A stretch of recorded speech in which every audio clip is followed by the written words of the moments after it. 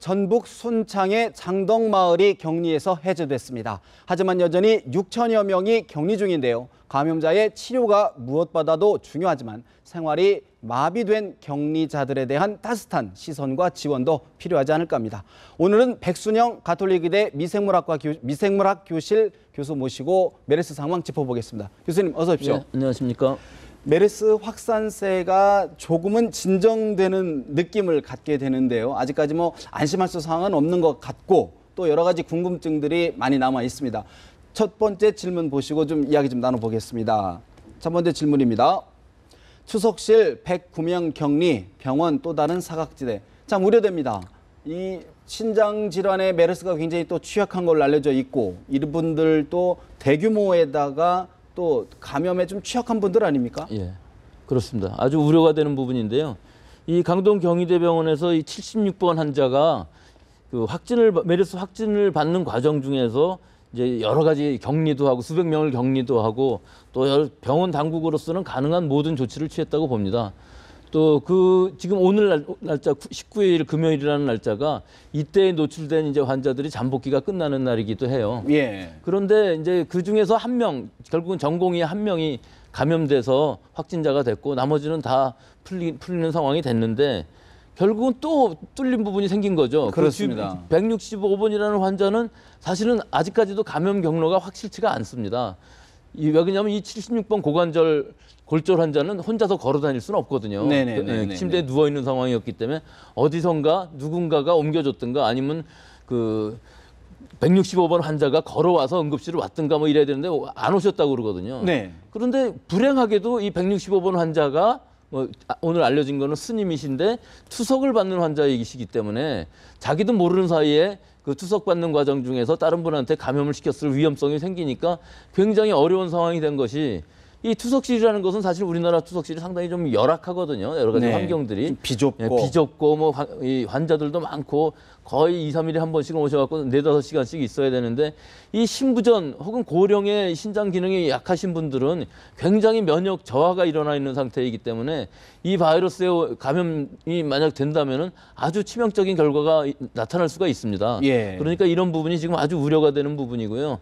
앞으로 이분들은 이제 전부 자가 격리도 어려운 것이 병원에 와 오셔갖고서 투석을 받으셔야 되니까 어떻게든지 이제 이 병원 입장에서는 새 환자 안 받고 입원실 1인실 비워서 병원 안에서 이것을 할 수 있게끔 투석을 할 수 있게끔 하려고 그러는 것 같은데 아주 좀 어려운 상황이긴 합니다. 이제. 어쨌든 지금 100명이 넘는 새로운 109명이라고 그러는데 환자가 감염에 노출됐기 때문에 이분들을 어떻게 관리하고 하느냐가 그게 관건이죠. 관건이 된다. 이 부분을 잘 조치를 해서 또 만약에 생긴다 할지라도 감염 환자가 생긴다 할지라도 빨리 조치를 해서 조기에 진단을 해서 치료를 잘 하면은 아주 무난히 넘어가게 되면 이제 이거 결국 잠불 끄는 과정일 것 같은데요. 몇 군데 이제 우려되는 병원들이 있는 것들 중에서 이게 좀 심각한 것은 이 메르스 바이러스에 감염이 되면은 이 신장이 원래 신장을 많이 공격한다고 돼 있었는데 우리나라에서는 다행히도 폐렴 쪽으로만 있었는데 지금 이 신장 쪽으로 나오니까 이 부분이 잘 해결이 되었으면 좋겠습니다. 알겠습니다. 두 번째 질문 드리겠습니다.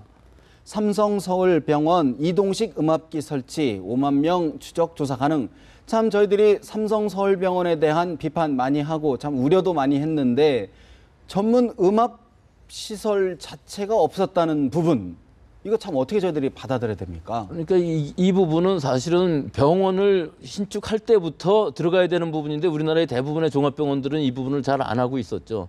또 병원을 다시 이제 이 음압 시설을 하기 위해서는 보통 한 개의 음압 병실을 만드는데 한 3억 원 정도의 돈이 들고 또 여러 가지 이 장치뿐만 아니라 그 매뉴얼도 다양하게 있습니다. 어떻게 유지를 해야 되고 또 병원 그 병실에 음압 상태로 유지만 한다는 것이 중요한 것이 아니라 전실이 있어갖고서 그 공기 흐름이 한번 차단이 되게끔 만들어줘야 되고 또 음압 병실에서 처리된 모든 그 오염된 물질들이 밖으로 나오지 않게끔 하는 여러 매뉴얼들 또 거기에 의료진들이 들어갔을 때의 매뉴얼들 이런 것들이 다 항상 유지가 되는 것이 아주 쉬운 일은 아닙니다.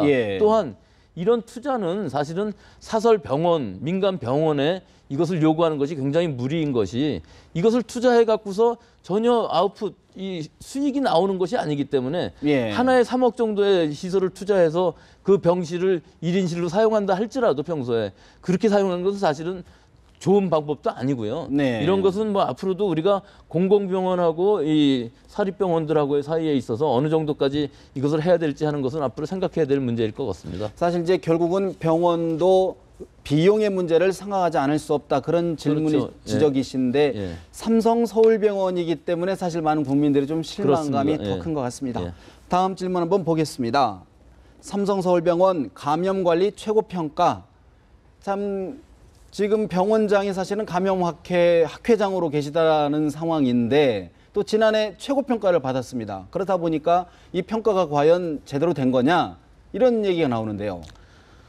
예, 우리 지금 여러 병원들에서 종합병원들에서 특히 뭐 아주 유수한 병원들은 네. 전부 JCI 인증을 받으면서 이 JCI 인증이라는 것은 굉장히 좀 경비가 많이 들어가는 까다롭고요. 까다롭더라도 잘 이제 클리어해서 넘어가면 좋은데 네. 여러 문제점이 나오면 계속 그것을 바꿔야 되겠죠. 그 부분에서 이제 인증을 받는데 돈이 많이 들어가는 것뿐만 아니라 또 항상 유지를 하기 위해서는 항상 훈련이 돼야 되고 예. 또 새로운 매뉴얼을 계속 개발을 해야 되고 또 이 매뉴얼이라는 것이 의료진뿐만 아니라 그 주변에 부속되어 있는 뭐 청소를 하시는 분부터 시작해서 모든 부분에 있어서 완벽하게 돼야만 되고 특히 감염 관리 과정에 있어서도 이 감염 관리가 제대로 이루어지느냐 하는 모니터링이 굉장히 아주 엄격하게 예. 되고 있습니다. 뭐 예를 들자면은 우리가 이런 보통 이런 우리 환경에서는 예. 어떤 병원성 바이러스 또는 병원성 세균들이 나오기가 굉장히 어렵지만 병원 안의 환경에 있어서는 굉장히 나오기가 쉬운 환경 아닙니까? 그러니까 이것을 주기적으로 모니터링해서 지금 어떤 병균이 여기 있고 또 응급실 같으면은 뭐 어떤 것들이 많고 하는 것도 다 모니터링해서 알고 있어야 되는데 네. 그런 것들이 수행되기가 굉장히 어렵죠. 다만 아직도 우리나라 병원 이 환경을 보면요. 응급실인 경우에 있어서는 특히 주말에 가면은 뭐 복도까지 전부 누워 계시는 이런 상황인데 여기서 어떤 병원이라 할지라도 그건 자유롭지는 않을 것 같습니다. 이 병원균이라든지 이런 바이러스라든지 이런 것들이 많이 존재할 것 같은 생각은 들지만 네. 앞으로 이런 것들을 JCI에서 요구하는 수준까지 갔다 할지라도 우리나라 환경에도 분명히 응급실은 조금 문제가 있는 부분이 있으니까 앞으로는 이 응급실 같은 경우도 호흡기계 환자들하고 예. 감염성이 없는 환자들하고는 어느 정도 이 구분이 되는 부분이 있어야 될 것 같습니다. 그렇다 그러면 국내든 국외든 그런 인증 기준 자체가 하기도 어렵고 지키기도 어렵다 그러면 사실 유명무실한 거 아닙니까? 그렇지는 않습니다. 이 과정을 거침으로 해갖고서 우리가 뭐가 문제인지를 다 알 수 있게 되고요. 예. 또 JCI 인증을 뭐 한번 받았다고 계속 가는 것도 아니고 3년 과정으로 해갖고 한번 다시 받고 인증을 받아야 하기 때문에 그 사이에 있어서도 문제가 되는 점을 자꾸 고치고 훈련하고 또 그 매뉴얼을 업데이트하고 네. 이런 과정을 거침으로 해갖고서 우리가 어떤 돌발 상황이 나타났을 때 그거에 대처할 수 있는 그 위기 관리 능력이 생기는 것이죠. 그러니까 그런 것들을 잘 할 수 있다는 게 사실은 굉장히 큰 투자인데 네. 사실은 뭐 JCI 인증 받았다고 그래갖고서 환자가 더 많이 오고 또 우리 의료 수가가 더 많이 받는 건 아니기 때문에 경영의 입장에서 보면은 JCI 인증이라는 것이 사실은 투자한 돈이 더 크다고 볼 수는 있겠죠. 그렇군요. 거듭 말씀드리지만 삼성 서울병원이기 때문에 더더욱 아쉽고 그런 것들이 느낌이 드는 것 같습니다. 네 번째 질문 드리겠습니다. 방역 시스템 허점, 지역 중심 대응 시스템 구축. 사실 이번에 국가 재난 방역 상황은 좀 국가가 딱 주도적으로 하는 걸 또 국민들은 그런 걸 좀 좋아하는데 그렇다 보니까 좀 구멍이 좀 뚫린 것 아니냐. 오히려 좀 지역 지자체 중심으로 좀 가야 되는 게 좋지 않느냐 이런 의견이 나오고 있는 것 같은데요. 이게 뭐 제가 대답하는 건 전혀 전문가도 아니고 이것은 방역을 하시는 네. 분 혹은 예방의학을 하시는 분들이 생각하셔야 될 문제인데 예. 제가 이것을 대답하는 건 적절치 않아는 보이지만 예. 제가 보통 그냥 일반 시민으로서 이 외국에 유학가 있는 동안에 본 것으로 보면은 우리나라 이 의료 체제라는 것이 상당히 취약점이 있습니다. 여러 가지로. 물론 우리가 그 아주 싼 값으로 많은 좋은 병원에 갈 수 있는 이런 장점도 있는 반면에 또 여러 가지 취약점이 이번 이 메르스 사태를 뭐 어떻게 보면은 위기를 네. 통해서 모두 다 나왔다고 볼 수가 있는데요. 아마 우리가 이걸 기회로 해서 새로운 전환점이 돼야 될 것 같습니다. 우선 제가 생각하기에는 예. 일단 우리들이 지금 무슨 병원 쇼핑이라든지 이런 말이 나오는 것이 우리는 어느 병원이나 다 갈 수 있기 때문에 가능하면 전부 대학병원에 좋은 선생님 이렇게만 따지게 되는데 여기서 이제 취약점이 이겁니다.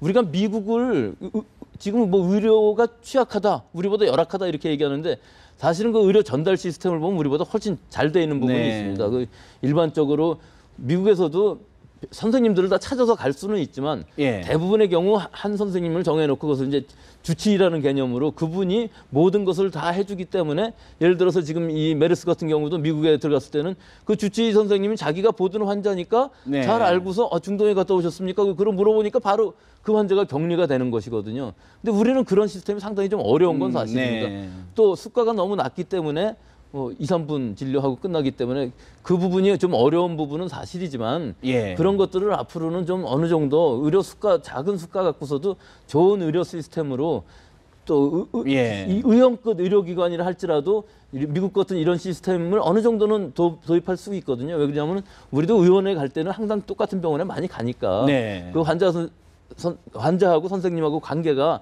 잘 이루어지면은 이런 전달 체계가 잘 이루어질 수 있을 것 같고요.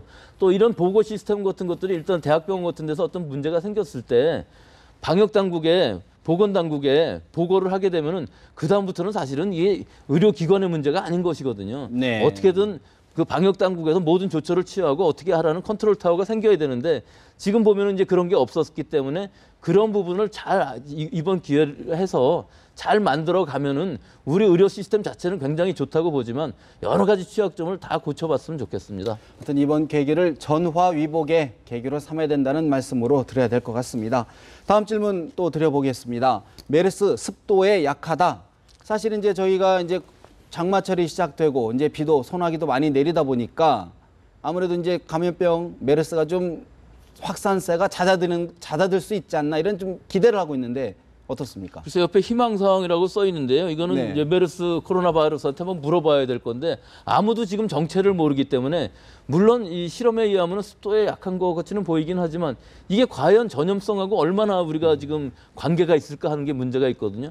공기 전염으로 간다 그러면은 습도가 높으면은 더 오래 살고 멀리 가고 뭐 여러 가지가 있겠지만 지금 상황으로 봤을 때에는 우리가 거의 뭐 방호복도 뚫고 들어오는 뭐 사실 네. 뚫고 들어오는 게 아니거든요. 새서 들어오겠죠. 우리 매뉴얼상 뭐가 잘못됐기 때문에 들어온 거기 때문에 이 습도에 약하다 강하다 뭐 온도에 약하다 강하다 하는 것은 우리가 지금 이번 그 바이러스에 많이 노출된 것을 기회로 해서 이 바이러스가 어느 정도 이 정도까지 심각하게 감염이 성립할 줄은 몰랐었던 부분이거든요. 그러니까 습도에 약하다 강하다 이런 거보다도 우선은 이 바이러스가 얼마나 우리 인간한테 잘 감염이 될 수 있는지 변이가 없이도 이런 환경에서는 이 정도 강하게 전염을 시켜줄 수 있고 많은 환자를 만들어낼 수 있다는 걸 우리가 지금 처음 안 거거든요. 네. 그런데 또 혹시 변이가 있을 수도 있기 때문에 아주 짧은 시간에 안 일어나지만 짧은 시간에도 한두 개 변이가 일어나면 또 조금 감염력이 센 놈이 나올 수도 있는 상황이기 때문에 일단 그 14번 환자의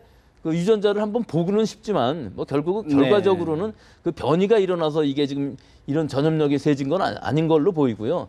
일단 습도에 약하다 강하다 뭐 온도다 이런 건 전부 이 바이러스의 특성은 앞으로 많이 알아가야 될 것 같습니다. 그렇군요. 예. 또 저에게 남겨진 숙제 중에 하나가 되겠군요. 이 숙제를 풀모로 해서 우리가 전 세계 인류의 복원에 기여할 수도 향상에 있다. 기여할 수 있는 있다. 그런 부분도 분명히 있을 겁니다. 긍정적인 부분입니다. 예. 다음 질문 하나 또 드리겠습니다. 추가 감염자 1명, 메르스 발병 이후 최저치인데 아까 처음 모두에 말씀드렸던 것처럼 확산세 이제 좀 진정되는 겁니까? 예, 그렇게 보입니다. 이게 이 전체적으로 봤을 때 이제 삼성 서울병원발 그 2차 유행은 다 끝나가는 것으로 보이고요. 네. 다만 그 큰 불이 아니라 작은 불들, 예를 들어서 강동 지금 경희대병원도 그렇고요. 또 아산 충무병원도 그 경찰관이 오염된 경로는 모르는데 그 다음에 오염시킨 사람들은 이제 많이 나오니까 이 부분도 어떻게 해결이 돼야 될고 그 다음에 삼성 서울병원의 경우도 아직 그 이성 요원하고 또 그 의사 선생님하고 두 분이 어느 정도 또 오염을 시켜놓은 부분이 있기 때문에 감염 환자가 앞으로 나올 수 있는 확률이 있으니까 지금으로서는 세 가지 정도지만 이 뭐 지역사회 감염까지는 가지 않는다 할지라도 이 세 기관들을 특히 대표적인 세 기관이지만 그 이외에도 조금씩 빠져나간 네. 부분들이 많이 있거든요. 그러니까 일단은 지역사회 감염이 일어나지 않는다는 것을 전제로 해서 이런 잔불을 잘 끄면은 뭐 정부 목표대로 이번 달 안에 한 열흘 좀 더 남았습니다. 네. 종식선언 하고서 이게 기대되면 얼마나 좋겠습니까? 네, 모든 국민의 기대겠죠. 그렇습니다. 기대고 예. 바람일 것 같습니다. 마지막 질문 하나 드리겠습니다.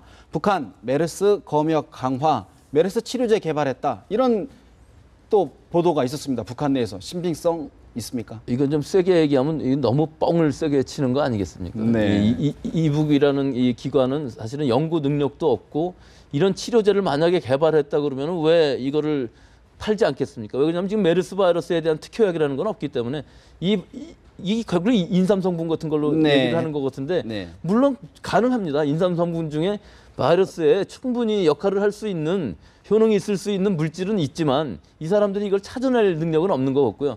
만약 찾아냈다 그러면 이 메르스가 아니라 오히려 HIV, 에이즈를 낫게 할 수 있는 약으로 지금 팔아도 얼마든지 팔 수 있는 거거든요. 네. 이거는 제가 보기에는 완전히 거짓말인 것 같습니다. 거짓말 같다. 네. 사실 더 이제 마지막 궁금한 게 그런 거거든요. 북한이 이제 저런 얘기를 할 때 그러면 앞으로 메르스 치료제, 뭐 백신, 뭐 언제 정도면 저희들이 그런 걸 좀 예상을 좀 사실은 해볼 수 저는 있을까요? 이렇게 얘기하고 싶지는 않지만 이런 것들은 다 경제 논리에 딸려 있습니다. 이 백신이라든지 치료제를 개발하는 데는 엄청난 막대한 비용이 네. 들어가는데 그 비용을 투자했을 때 과연 수익이 있을 것이냐 하는 문제이겠죠. 그래서 네. 사르스 같은 경우에 있어서도 그 시기에는 굉장히 많은 그 요구도 있고 연구도 됐었지만 결국은 지금 둘 다 없거든요. 치료제든 백신이거든. 그러니까 결국은 마찬가지인 것이 이 상황이 우리가 지금 아무리 환자가 많이 나왔다고 그래봐야 뭐 1,000명 가겠습니까? 네. 1,000명 뭐 혹은 10,000명을 위한 백신이나 치료제는 아마 개발이 어렵지 않을까 그렇게 요원하다. 생각합니다. 예. 결국은 메르스를 잡는 것밖에는 방법이 그렇습니다. 없다. 그렇군요. 예. 알겠습니다. 지금까지 백순영 가톨릭의대 미생물학 교실 교수 모시고 말씀 나눠봤습니다. 도움 말씀 고맙습니다. 예, 감사합니다.